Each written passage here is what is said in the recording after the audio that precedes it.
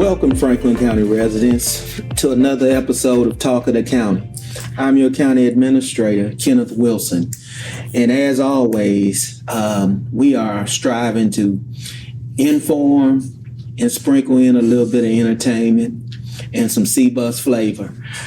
Today, I'm lucky and fortunate to have the amazing Tei Street, who is just a superstar when it comes to working with youth, and is a proud member of Delta Sigma Theta and Fraternity Sorority Incorporated, which is I can't say anything. I was out of town and there was the Delta takeover, and I saw all of the social media but I was not surprised. I was like, that is a sorority that is truly in charge. So I knew that they would represent well in Franklin County and turn out and show up and show out, as I like to say. So I am so glad to have you, T, here with us. And we have Logan Booker, who is a student, a junior. And today is the first day of school. It is not for you. You've been in school already. So he's already been in school. And you attend Eastland Vocational? Career Center. Eastland Career Center. Eastland Career Center. So we are glad to have Logan here. I met Logan, and he came to our Board of Commissioners General Session along with some other students. And I really wanted to have the opportunity again to talk with Logan about his summer experience in Pathways to Progress and learn more about his journey. And how he is going to be part of Franklin County's futures, and his future will be bright. I am absolutely confident in that. So we're gonna kick it and talk a little bit about your story and the chapters to come. What are your goals and aspirations, and how you are motivated by a master cheerleader, a master leader in the amazing Tei Street. So, Ms. Streets, will you talk a little bit about how you got started? What was the thing that made you realize that your superpower was working with young people? So I'm the person, ironically, who always said I never wanted to have children and I never wanted to work with children. And so my mom used to always say, you want to make God laugh, tell him your plans. I never intended to work with kids. Neither of my 3 degrees have anything to do with kids. After grad school, I worked at Mount Carmel. I thought that people go to college so that they can get good jobs and break the cycle of poverty. So my mother told me, go get a good job, go to college so you can get a good job and break the cycle of poverty in our family. My parents told me that. So that's what I was doing. I was on this career trajectory, thought I was going to be in corporate or on the private sector side, making good money in my 20s. And back then it was like $77,000. I thought that was big money. I'm from the south side of Columbus. That was big money. And I hated my job. I liked the money. And I went away to a weekend retreat. I got invited and I was like, I don't want to go on this weekend retreat. Director of the Boys and Girls Club, my friend Grace, said, hey, Heidi's doing this drug-free retreat, drug-free kids all weekend in the woods in Delaware. I'm like, Black people don't go in the woods. And I don't like Heidi, and I can't stand kids. I'm allergic. She said, come on, T, they need some more adults. For the first time ever, they're going to have like 30 Black kids out of 250, and they need some Black adults. I'm like, I'm the worst role model in history. Why would I want to go up into the woods with kids? She kept twisting my arm. I went for the weekend and it changed my life.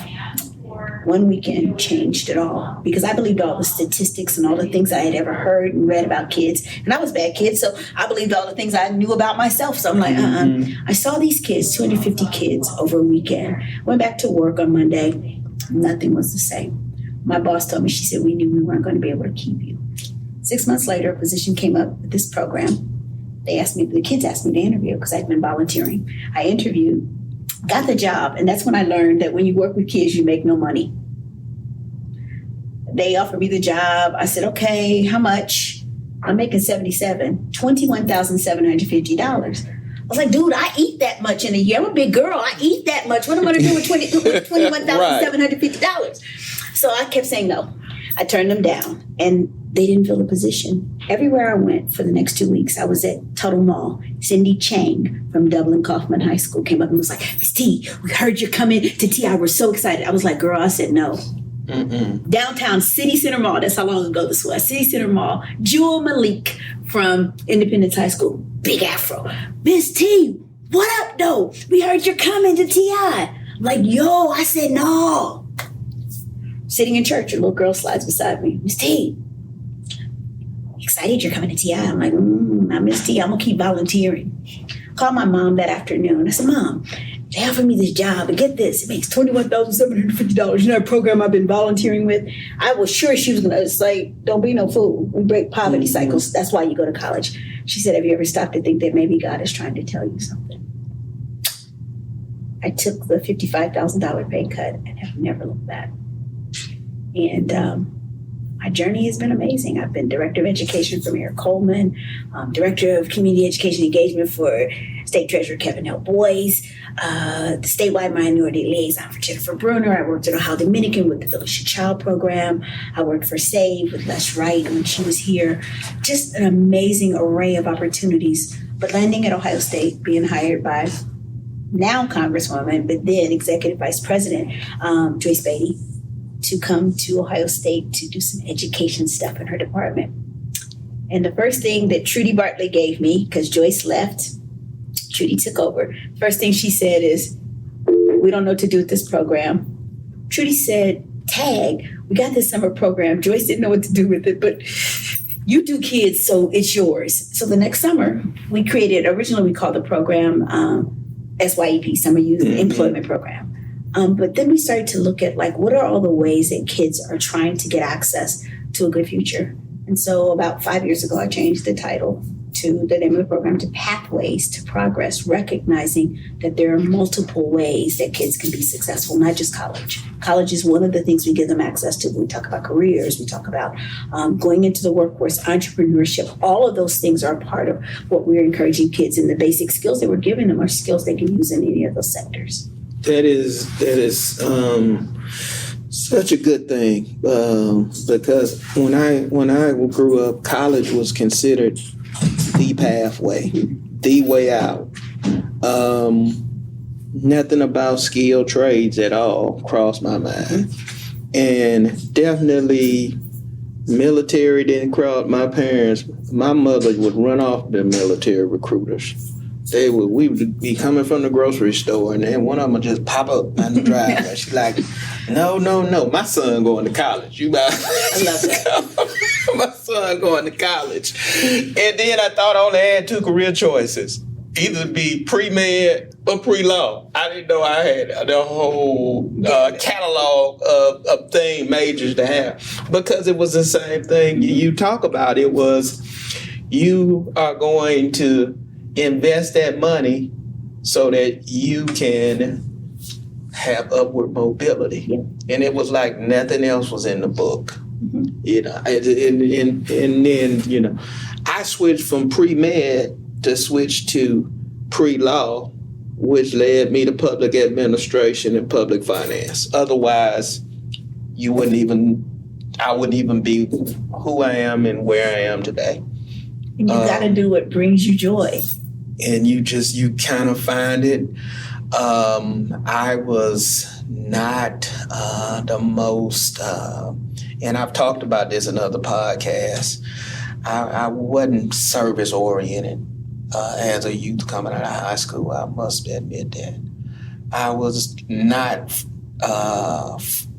thinking about anything close to a house and a white picket fence. I want a big house, a big car, big cars, and all the material things. So for me to have the life that I've been blessed to lead now, and the way I care about things other than myself and my inner circle, God is amazing. That's all I can say is God is amazing. Because I did not see myself and you took that, you took that $55,000 pay cut, but you think about how many kids over all the years and all the course of your career that you lifted out of poverty or potentially incarceration or potentially worse that you touched. That's real. That is real talk. That is what we're gonna do. And we just started having this conversation, and I'm ready. That's emotional stuff right there. Let it all alone. And that's how you get the nickname Amazing, when you're willing to do and have a pivotal decision in life so early and make it. The life skills camp at OSU, were you involved in that formulation at all? I was not. So that life sports program, but I sure enough put my son in it. My son, when he was little, that was his, of all the programs that were out there, life sports was his favorite. Every summer, the students looked forward to it. There were like groups of kids that knew each other. When I was growing up, that program was called NYSP. And we would hop on buses and go to Ohio State and learn 3 sports in the summertime. That's how I learned to play tennis. That's how I enhanced my swimming and got my certification. So they just changed the name. It was around when I was a kid. So that's how we met kids from all over the city. Was ending up at what was then called National Youth Sports Program. Yeah. Parents to this day get up and wait in line for the opportunity for their child to be in that summer program. It's amazing stuff. But let's get back to pathways to progress. Logan, what have you? Tell me what it is, and how it has changed your worldview. Yes, sir. So pathway to P2P, as we call it short, it is a summer program that it shows you everything, like career-wise. It's not just college. As you were saying, a lot of people are growing up on you have to go to college. There's no other way. It's college. We had trades. We had people talking to us from every field imaginable. It was beautiful. It's a summer program, 8 weeks long, if I'm correct. 8 weeks long. You have people from everywhere: Gahanna, Reynoldsburg, inner city, everywhere. So it's a lot of diversity. It's just so beautiful seeing everyone come along. And we get a project. We do it for 8 weeks. You're with random people, and that's what was me. My first day, I'm with random people I have never seen, never met. We don't even have the same interests. How are we going to get along? And through the program, they slowly get closer and closer to being your family more than friends.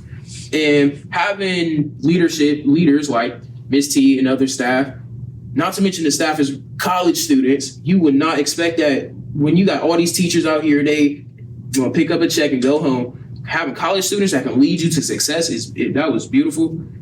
So it's 8 weeks of a project. Like this latest summer was mental health. You had a video, and you have to show a video and photos of mental health and homelessness, and showing that, because it's real difficult to show mental health in a photo. It can be anything. I can take a picture of you and be like, this is mental health.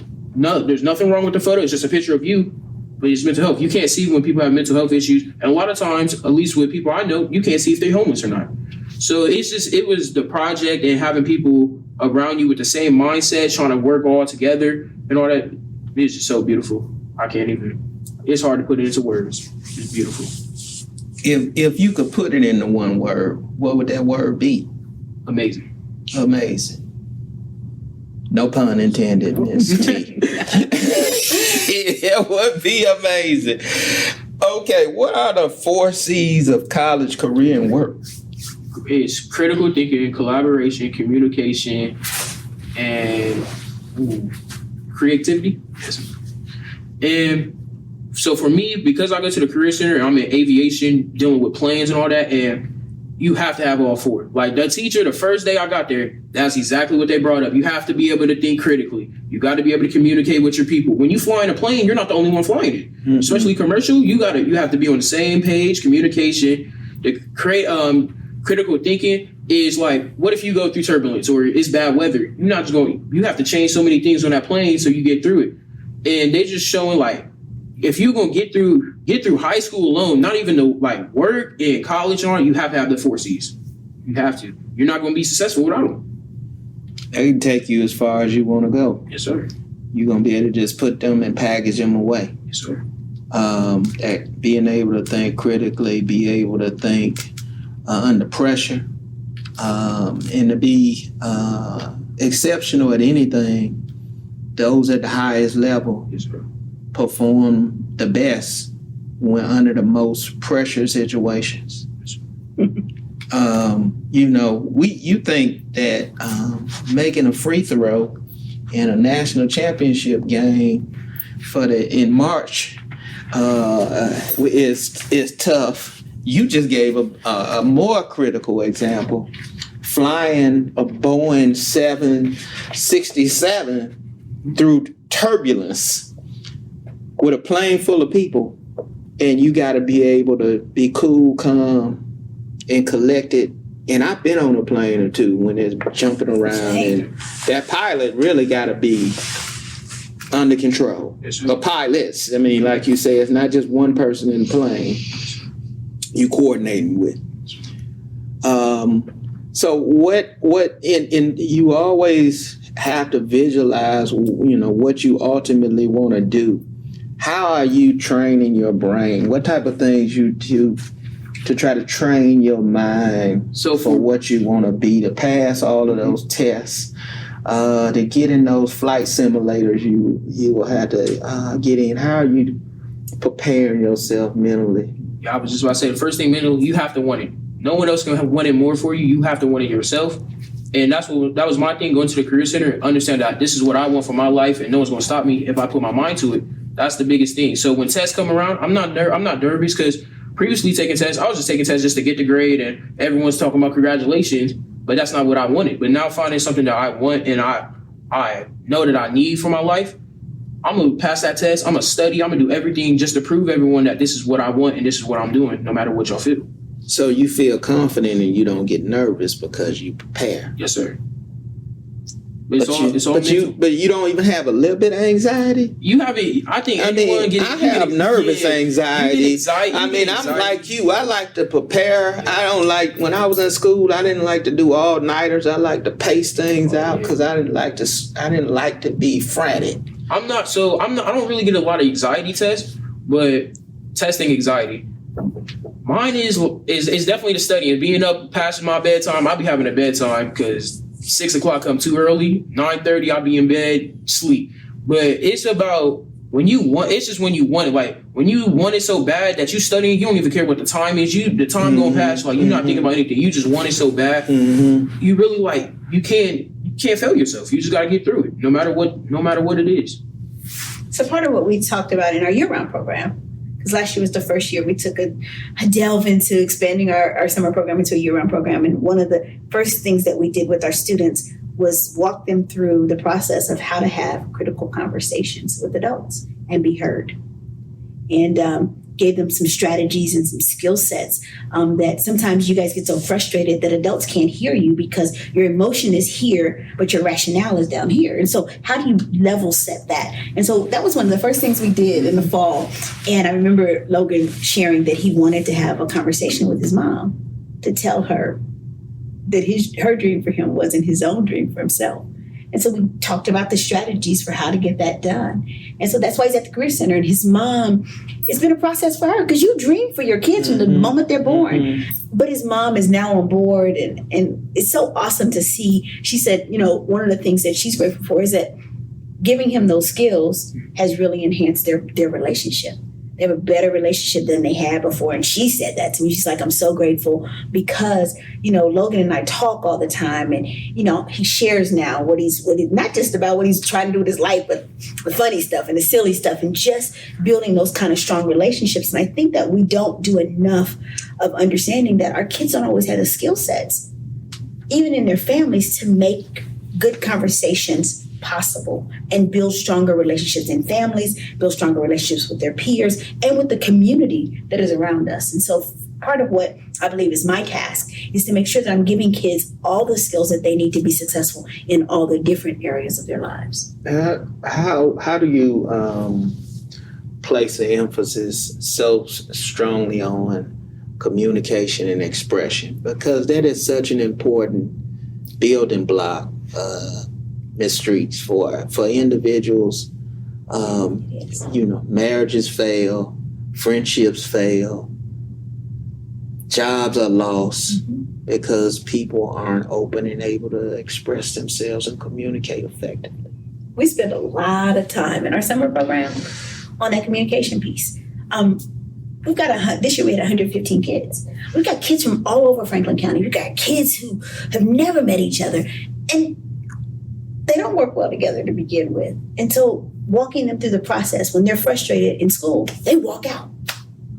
My job is to say, this is what we're not going to do. We're not doing that. What we're going to do is we're going to learn how to communicate your frustration and say to your peers, when you said this, it hurt my feelings. When you said this, I felt disrespected. Giving them the language, giving them the tools, and saying walking out is not the option. Because if you walk out of here, you'll be walking out of things for the rest of your life, simply because you didn't have the skill set to have the conversation. And we don't screen our kids. People are like, T, how do you get all these great kids? I'm like, I had kids with autism. Did we not? Autism this summer. We have kids who are special ed. I got kids who can't read. I got kids from across the spectrum. I got a kid with ankle monitor on who was then this summer on my youth staff. We get kids from all over. I don't screen kids. I take the kids that apply. And my job is to give all of them skills. And communication is one of the basic ones. But it's also, we start off with a simple thing of how do you greet? When I come in every morning, I said, this is how we greet people. Cake is good. Pizza is good. People are what? Well. People are well. So everyone I say, good morning. They say, good morning, Miss T. I said, how are you? They say, we are well. And I said, and then what'd you go? And how are you, Miss T? I said, I'm well too. Thank you for asking. When we have guests, we practice that thing. They're like, Miss T, you're right. When we go out in public and we say it in our families or at the mall, people are shocked when we say well. I said, they don't have high expectations of you. Make them have high expectations of you. When you walk into a place, command people's respect by how you carry yourself. And saying to them, I'm going to use lots of big words this summer. That's why you have journals. If I say a word you don't understand, write it down, because profanity is for people who lack a vocabulary. So I'm going to give you lots of vocabulary this summer. So students will be like, Miss T, what does that mean? Oh, I see you.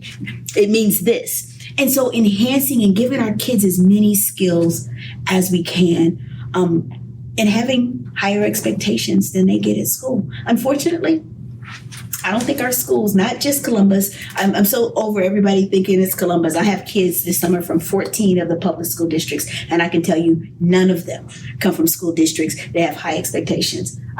Don't ask the question, how many of you got grades that you didn't earn? How many hands go up? Everybody raised. Every hand goes up.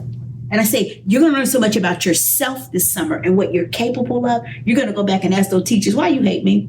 Because when people love you, they have high expectations of you. And if I raise the bar, you'll jump. If I never raise the bar, you don't even know that you can.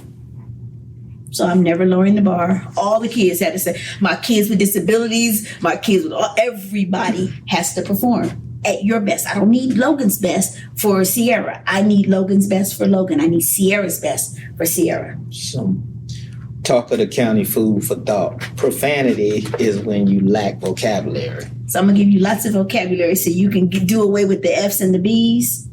I'm going to give you fundamentals that broaden your horizons. That's your new F and your new B. And being and having high expectations, people tend to not always respond well to that. I'm gonna let you tell me, how did, and I know this part of her program, how did she teach you all during these 8 weeks to deal with constructive feedback? Or some people say, you criticizing me, nothing I can do is right. You got to first learn, if they're giving you constructive criticism, they care about you, they love you. Something has to mean something. If they're taking time out of their day to judge or tell you what you did that you can do better, that off rip, I would definitely say you have to be open-minded. You can't take everything to the heart. Like if you do something wrong and they tell you that you do something wrong, don't shut down and just be like, I'm done. I'm never doing that again. Take what they told you and implement it. That's the best way I can tell you. You want to elaborate more? It worked for Logan, but elaborate more on the process. We see it with all kind of kids. We see it with the high expectations is something that they're not used to. Like when we start off the first week, I don't allow guests in First week is just us. Because I'm level setting. I'm telling them when I have guests, these are my expectations. My expectations, we teach something that is research-based called what? Slant. Logan and I are going to practice slant for you. When they were doing the Closing the Achievement Gap workshops, this is a research-based technique for kids on how they can raise their grades simply by how they show up. So we teach slant. And I said, when we have guest speakers, this is how we show up. We sit up. What's the L? Lean forward. We lean forward. Ask and answer questions is the A. N is never check out, and T is the T zone, which is where you're sitting it's the front in the middle, it's the front and in the middle of the teacher. So always show that you're engaging. Even if you're not, you could be sitting there, they could be talking and you just following them, but because you're in the front, they're going to think you're paying attention to them. And I ask them, I said, we tell kids stuff, but we don't tell them the methodology behind it. I said to them, I said, look, what is really happening? I said, the research says if you do this consistently for 6 weeks, without even turning in your homework, you can move from an F to a C, from a D to a B, simply by doing it. I said, what are you communicating when you sit up in a teacher's classroom? They're like, that you're present. I said, when you lean in, when somebody leans in, what does it communicate? It's communicating that you're listening and that you want to hear what they have to say. Every teacher wants to believe that you care about what they're talking about. I said, I asked questions in school that I already knew the answer to, but I would say, so are you saying that what is asking and answering produce? It says that you're engaged with the material. Never check out. I don't care how bored you are. I don't care if your ADHD kick in and you sit in that front row, just keep listening, keep engaging. Because if you don't check out, when the teacher has a decision to make between the C and the D, you get in the C. Because you get the benefit of the doubt. In a classroom, the T zone is the front row, middle seat. That's the magic seat of a classroom. You preaching magic. My kids have told me that they use it in college. You preaching magic when you say never check out. People checking out in Fortune 500 companies in staff meetings, and you look at them and you know they checked out. Mm-hmm. Our kids, we don't give them all the tools that they need to be successful. For me, I'm telling kids, I said, guys, these things work whether you're in a college classroom, whether you're in a boardroom. They work whether you're I used to sit at city council meetings when I was director of education, bored to tears, practicing slant and pretending like I was engaged listening because the television cameras were always on us. I would see my colleagues laid out. I'm like, I'm not doing that. And so giving kids those strategies when they struggle in school. And I'm like, you need to be in that front row because it's not distracting you. All the stuff behind you, you're not paying attention to it because you're right here in the front. It also tells the instructor something about who you are. And when you practice not checking out, mm-hmm. it becomes a habit. Mm-hmm. And it's not easily breakable that way. And then not checking out goes further, and before you know it, you done improved upon your character. Because the biggest character test is who you are when nobody's watching. Well, if you condition your mind and you always focus, you're not going to turn it on and turn it off as easily. So how you feel about that? It's accurate. Definitely true. And for even me, like when I'm talking to one of my parents or something, when they're leaning in or it looks like they're engaged, even if they're not, it's still as a person, I'm thinking that you're listening to me, and so it just goes a long way with communication. Not even that speaking wise, but if I see you that you're always listening when I'm talking, you're always engaged and you're always listening, I'm gonna always be the first person. Like if I have a problem, I'm gonna go to the person that's always listening and understanding. Mm-hmm. I agree. It's you build trust and credibility with people by paying attention to them. One of the things we practice is a safe space. In the summertime, with all these kids, you never know what you're going to get. We have a lot of kids, and I think as we start to look at the mental health issues of Franklin County kids, you'll see it. We have a lot of kids who are battling anxiety, and they don't go to school. A lot of our kids who drop out because they are high anxiety ridden. We had a kid last year who had missed 4 months of school for anxiety. Her mom's an educator. And so I got the call like, hey, don't make her talk because, she has high anxiety. I said, she's going to talk and you're going to get to see her presentation at the end. She's gonna come out of her shell. And they're like, no, she has really bad anxiety. And I said, you got to trust the process. And I talk to the staff all the time about trusting the process because it takes a minute for kids to get it.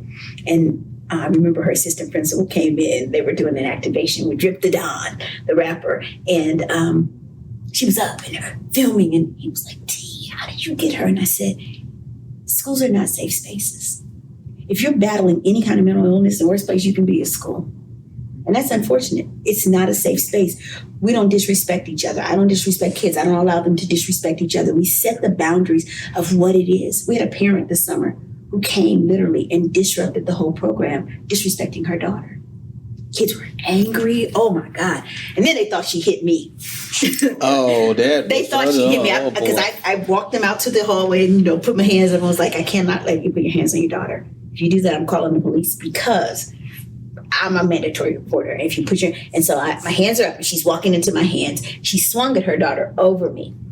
We did indeed call the police. She swung at her daughter and the kids were watching from inside and they thought she hit me. She almost had 115 kids out there ready to fight. So I walked back in. T's Army. I walked back in and one of my kids, he's my ankle monitor boy. He doesn't have it anymore. Oh my God, he's doing so well. He came over, he's like, Auntie, did she hit her? Did she hit you? Did she put her hands on you? I said, she did not. She did not hit me. And I had to announce to the kids what had happened. And the kids were angry at the mom because they thought she mishandled the situation. And I said to them, you understand that sometimes y'all are not the problem. Sometimes adults are. And we still have a responsibility because the whole time that the mom is disrespecting the daughter, she's never disrespecting her mom back. And I said to my staff, I said, so what did you see? They were like, that sometimes they're part of the problem. But watching our kids be responsive, and they were upset for the girl over a cell phone. You came to her job and removed her physically over a cell phone that happened at home, not at work. This kid is showing up to work. And this is what you as a parent did to disrupt the process. It's not okay. And we've, as a community, one of the things that I'm really interested in engaging in addition to all the work we do with kids, is talking about how do we as a community redevelop expectations for our kids and how they act in community. When they go to parties, why is there always a fight? How can I have 115 kids and no fights? But everywhere we go, it's always trauma and drama surrounding kids. And I said, it's because our community doesn't enforce a code of expectation for behavior for our kids anymore. As a larger community, I treat all kids like they're mine. When I see them in the streets, I'm like, young man, oh, my bad, ma'am. And I always get the ma'am because I never disrespect them. I'm like, can you do me a favor? See all these adults standing here? Can you not drop the F-bomb? I don't know these kids. My bad, ma'am, my bad. I didn't mean to say that in front of you. No, you made me mad. Having an expectation and clearly communicating that expectation to our kids is something we've gotten away from as a community.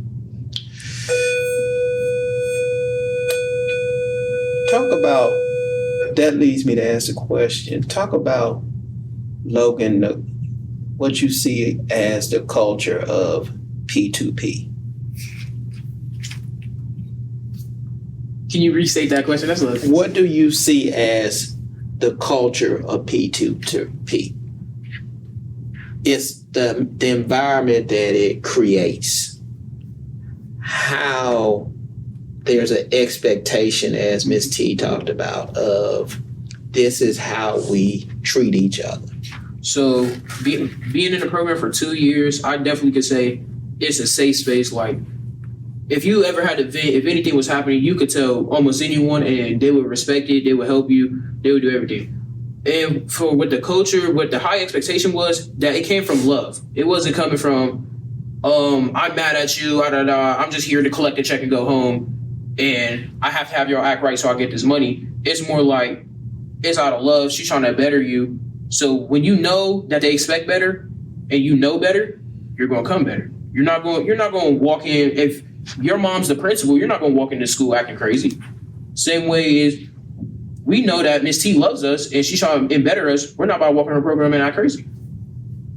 The culture, like with the safe space, we had kids going through all types of stuff in there, and they would say out loud, Like not like they want to try to hide it. Like such as school, like you have something going on at home, you're trying to hide it. You probably might tell that one friend that you have. Compared to P2P, they would tell their group and then they would try to solve the solution there instead of going straight to that one person or a higher up like Miss T and telling them. They would tell one of us and be like, oh, I'm just going through this, I'm going through that. And for them to be able to vent and just be able to tell us what they're going through alone and being vulnerable, and have it's just a safe space of having it. You're not being vulnerable with everybody out here because they're gonna use it against you. Can't let anybody know in the water you bleed. Yeah. In a pool of sharks. Yes, sir. But in P2P, you don't feel that whole Safe. lion's den feeling, or whatever analogy you want to use. Safe. I definitely say a lot of kids, they get to be themselves. When you're out in the real world, you're trying like to the way you dress, to the way you talk, you're always trying to fit in, or you're trying to act like other people to get, I don't even know what you would consider, what is considered, but you're just trying to fit in so you're not being judged and mistreated. Compared to P2P, we had kids act like some of my friends that I knew growing up, they'll come to B2B and act totally different, but that's because it's love and it's a safe space compared to when I see them at school, they got to act all hard or they got to act like they're from a place that they're not, so they fit in. They don't want to be a victim, so they want to try to wear that role so they're not a victim. Yes, sir. I know in schools and in neighborhoods, it's like, you got to walk and talk a certain way to get picked up on for a pickup game of basketball. And that's kind of that mentality that you can take into the classroom, and that don't fit in classroom or training, does it? I love last year. I love how they come to respect each other, having nothing to do with us, having nothing to do with the adults. I remember the first time we had a speaker and Muir's ankle monitor was going off. And the kids were, oh, that's just Muir's ankle monitor. Like it was no big deal. Nobody was treating this kid like he shouldn't be here. Everybody was just like, oh, this Muir. And watching this boy, oh my God. That's what I wish I could have brought with me today. I asked the courts for some kids last year. I said, I want to go deeper into the risk pool because I want to show you that you can turn all kinds of kids. And so one of the kids that they sent me was this young man. And when he showed up to sign up, he showed up with his mother. His locks down in his face, little skinny little boy, and he had a little ankle monitor on that the courts had referred him. And his head is down. And the mother starts off with, he was referred by the courts. I said, ma'am, not important to me. What's your name, sweetheart? He told me his name. I said, can you look at me? Hold your head up. Why your head bowed down? And he said, I got this thing on. I was like, is that who you are? Or is that what you have on your ankle? It's like, it's what I have on my ankle. I was like, look at me. I said, Mom, I don't want to hear what he's done. That's not important to me. I looked at him and I said, if you trust me, I will not let you fail. That was my statement to him. Last year, he was a student in the program who completed well. This year, he and Logan were both chosen as out of the 50 kids as one of the 10 youth staff. And when the kids talked about it, his impact on their lives, this young man who last year was an ankle monitor, he said, I'm not doing well in school. I convinced him to go and enroll in one of the alternative programs at the Ohio Construction Academy that he completed. He's now like, what can I do next? I got to work with you. Well, we're enrolling him in our program is done for him. He's like, I need to stay connected. Reached out to another provider and said, I can't lose this kid. And I told him last year, I said, I'm not burying you. You're not going to die in the streets. You're not stealing anything else. We will always have money in your pocket from having good jobs till we get you to your place. And watching him move with he's 17 and he's supervising with one of my college kids, 10 high school kids, some of whom are older than him. And they're like, Mr. Muir said, and Mr. Muir did this. And when this was happening, he encouraged us and he told us we didn't have enough research in our project. And this is a kid that other people have written re-challenged. And when I tell you, he re-challenged, he reprogrammed. He did. When I tell you, if I look at my phone right now, then I got a text. Channel energy hey, differently. How's it going? Hey, Auntie, how's it going? I tell him, I said, my kids to me are family. Mm-hmm. You know, pretty soon I'm not Misty, I'm auntie to the kids that avail themselves. We become that piece. I have an amazing young woman that's my assistant director. She's 24. Because, you know, as I think about retirement, I needed someone who understands how to build strong programs that work, that you can replicate year after year after year, that I could train and teach, but who had a heart for young people. So she staffed for me for a couple of years, and then we hired her full time, and she's amazing. You didn't have to take her to the woods, though. Didn't have to take her to the woods. She graduated from Ohio State in 22. We hired her. And she's simply amazing. And I told her, I said, I'm sorry, if you want to work for me, you got to go back and get another degree. So I made her go back. She started grad school last week at Ohio State. That's great. But amazing. If I wished anything, it would be that if educators were compensated better, even in 2024. I wish that some educators were compensated better. I wish that all educators gave our children the kind of education that they want for their children. And I can guarantee you, being in schools, that's not happening everywhere. Amen. I want the salary that you take off the backs of my children. My son went to Columbus City schools. You won't give him the education that you use the salary to pay for private school for your kid, or to go into a suburban district where your kids get access, but you won't give our kids the kind of education that you want for your child. I give every kid in my program the kind of program I wish I had been able to give to Christopher. Period. So good teachers, I want them well compensated. But for me, I think that there ought to be a scale. Kids will tell you there are teachers they know don't care about them and don't educate them. Well, there's been it seemed like before P2P, I've heard Logan say a few times in this conversation. I didn't point it out, but he was like, I know the teacher just wanted to get a paycheck. They just want me to go to get a check. So I know at some point, at points in his educational experience, you have really that opinion is well ingrained, and it is nothing I can do. That's your experience. I had teachers even last year talking about they have better things to do than be here. And I'm like, they talking to us like we made you go to college, get a degree, and become a teacher. Like they talking to us like we the reason why they here. Like we here because we legally have to be here. You're here because you decided to be here. And it was just that always just stuck with me. Like you put in whatever problems you had, you putting it on us, and then talking about, oh, I have better things to do to be here. I'm here for money and all that. I'm like, but if you're here for money, there's way more jobs that pay more. So why waste our times and waste you making it miserable for everyone else because you're miserable? You can go somewhere, you can go to Amazon and almost make as much. I love you, Logan.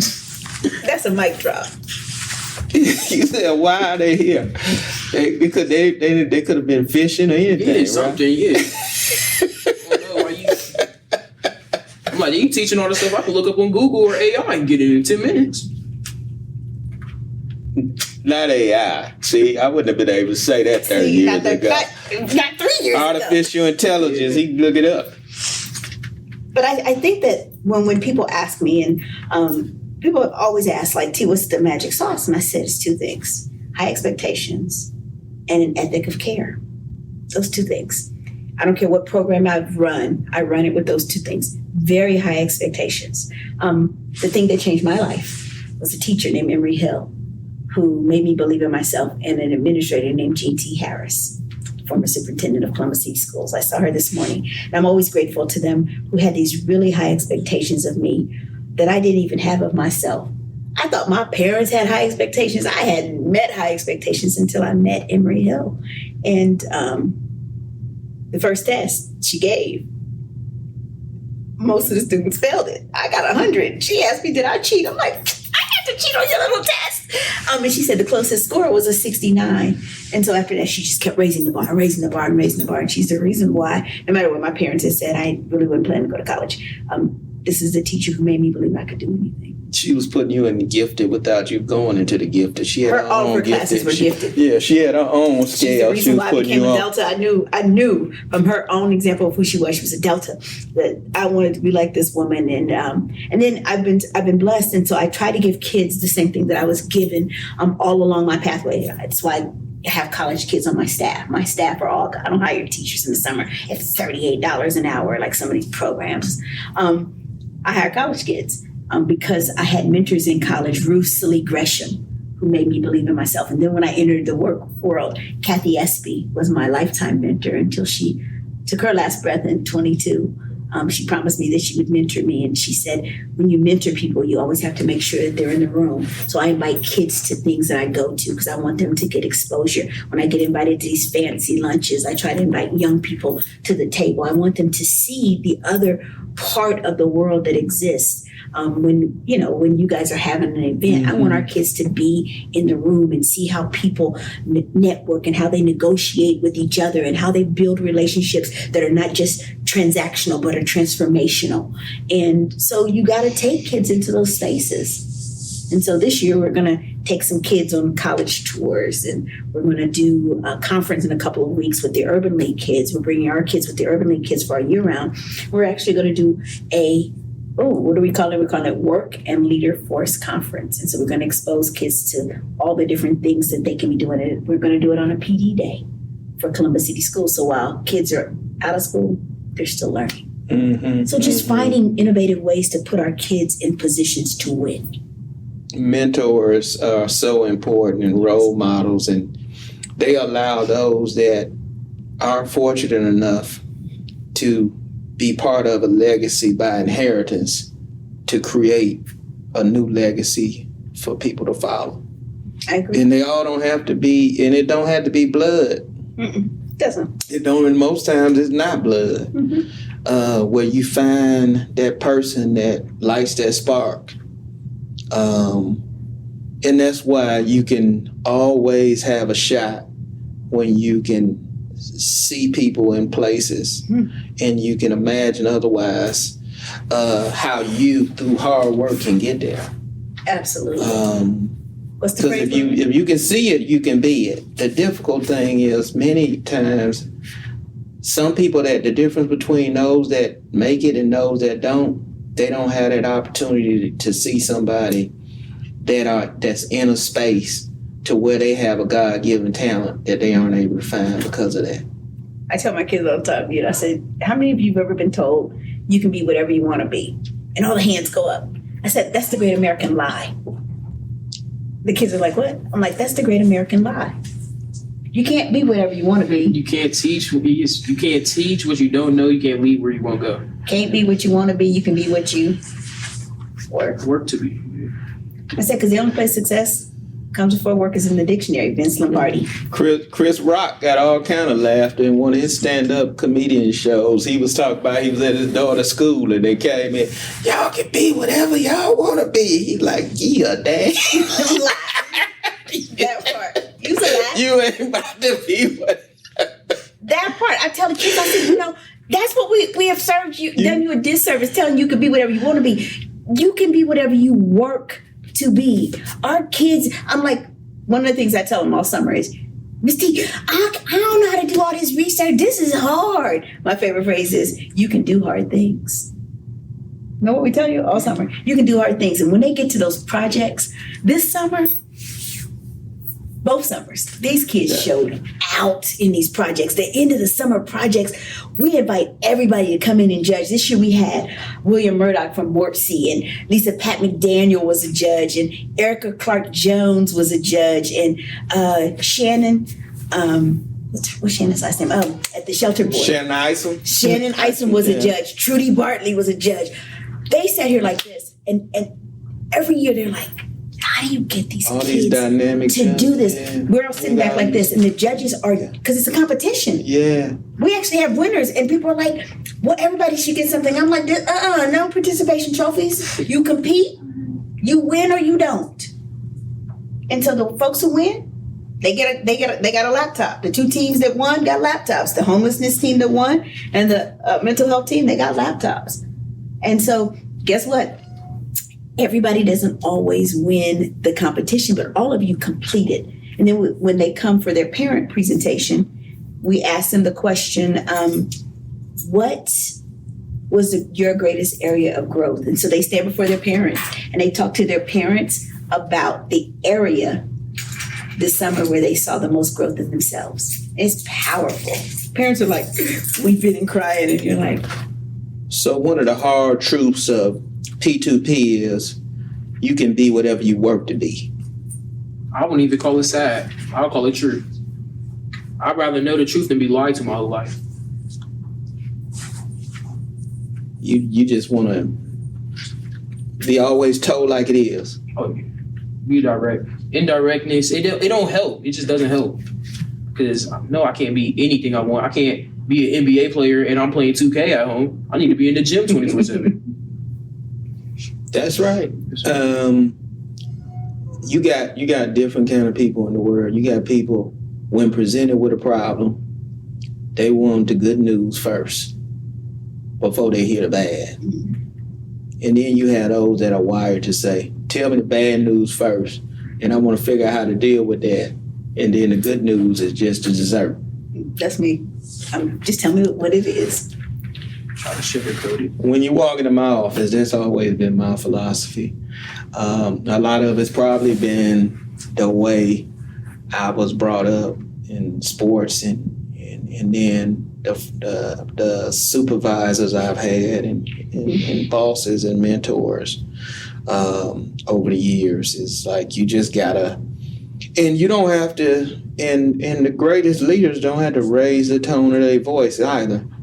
You know they command respect. You're gonna listen to them very closely, so that you, as people say, understand the assignment each time, and not come back with excuses along your journey to complete the assignment. My favorite phrase is when someone's speaking, I'm like, oh, I hear a voice. If Logan is speaking, I'm like, Logan, hold on for a second. I hear a voice and that's clearly not yours.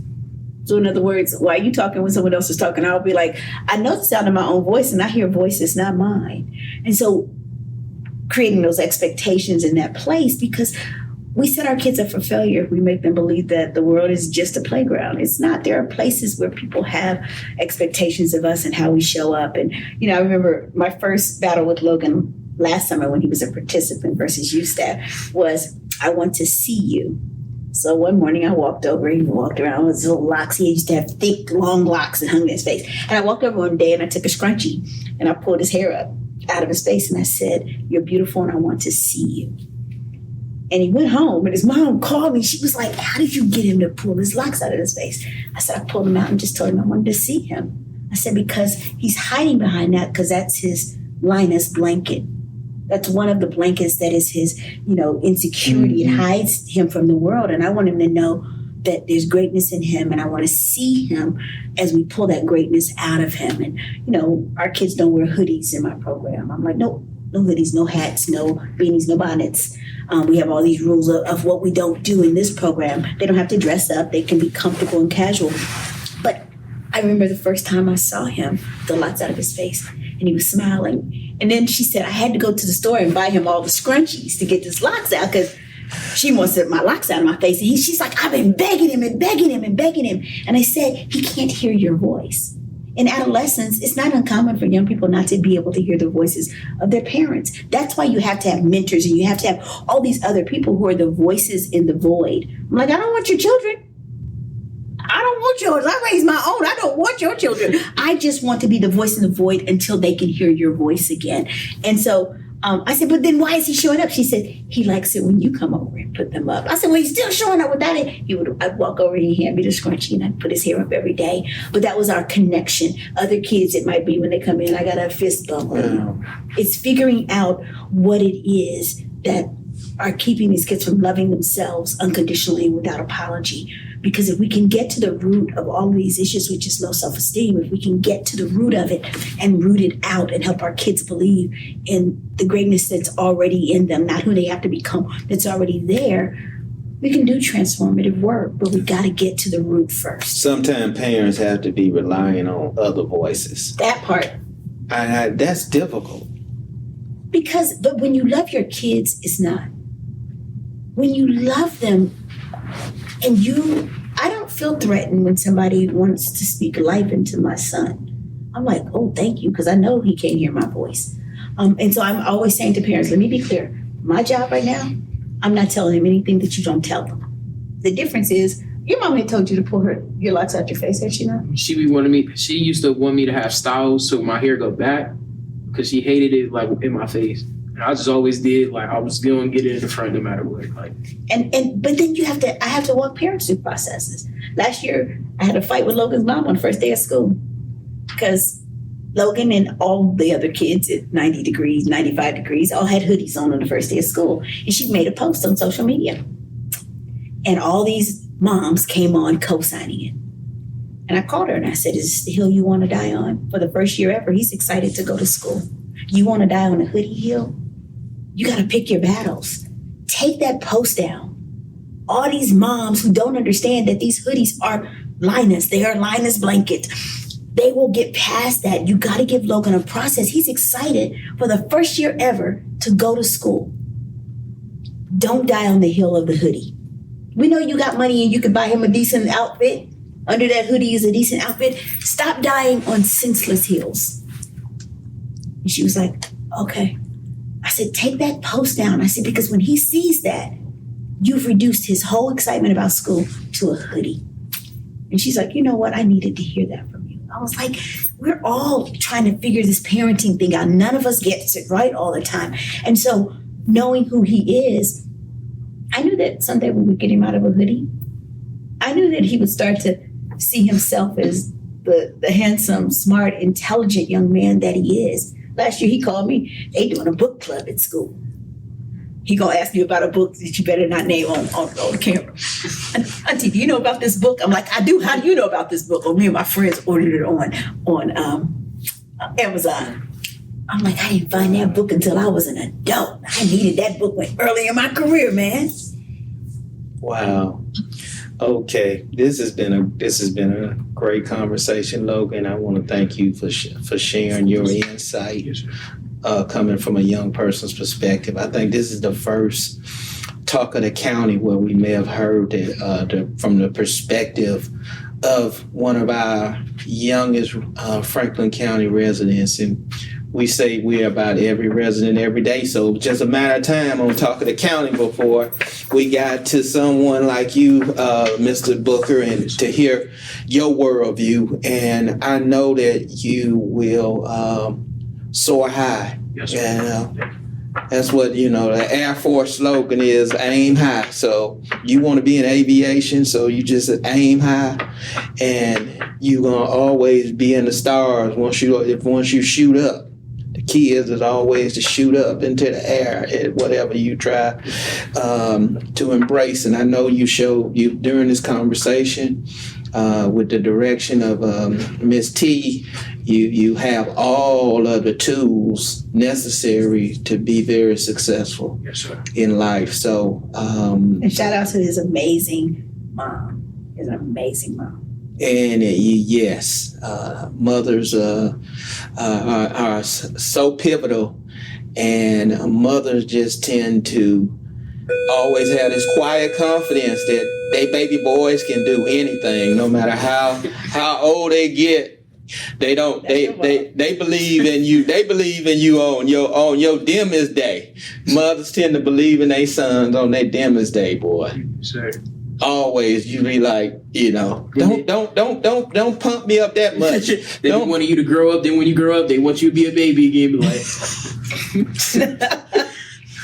I always close out my program with my parents, thanking them for the opportunity to serve their kids. Thank you for trusting me with this amazing responsibility to help be a part of the village. We always say it takes a village to raise a child, but the actual proverb says that it takes an entire village to raise a single child. So it takes all of us. For every single kid needs a village.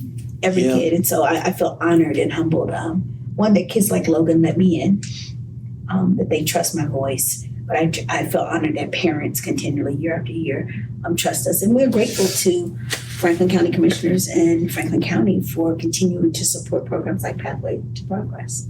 Well, you making your, you're gonna, your mother's hard work and prayers for you. You're gonna make all of those pay off. I'm confident of it. And don't think it's going to lighten. I'm half a century plus 6, and my mom expects to speak to me every 24 hours, it seems, over the telephone or whatever. So she gonna still be there. She gonna still be there for you. And still want to hear from you. So it's a blessing, though, Logan. It's a blessing, and you gonna keep on. And Miss T's not going nowhere. I got a feeling when she touch your life, she don't go anywhere either. Yeah, I've got kids. We were laughing. I had kids this summer that I had their parents when they were in high school. They were like, Miss T, my mom said she was in that program. Remember that? The program I told you that started me out? I had 3 kids last summer. Their parents were in that program. Yeah. So I have programs. TI was, got kids now. So now I'm serving 2nd generation kids. And so, been at this a minute. Still at it. Any words of you want to depart with for Talking to County listeners? I do. The amazing Tei Street. Whether you're in churches or you're in civic organizations, you're in schools, or you are working in places, every single kid in this county belongs to every single one of us. I promise you, if you take the opportunity to invest in our kids, the dividends on the other end will far exceed what happens when we don't invest. I can tell you the greatest investment you can give a young people is you, period, with 2 T's. Those were mic drop words, folks, listeners of Talking to County. Logan, again, thank you so much for sharing with us today your experiences in the Pathways to Progress program, and best wishes to you. And I can't wait. I hope to be around to get on the airplane and you be guiding me through the friendly skies. And as we depart, with my final words, do you, because no one else has time to.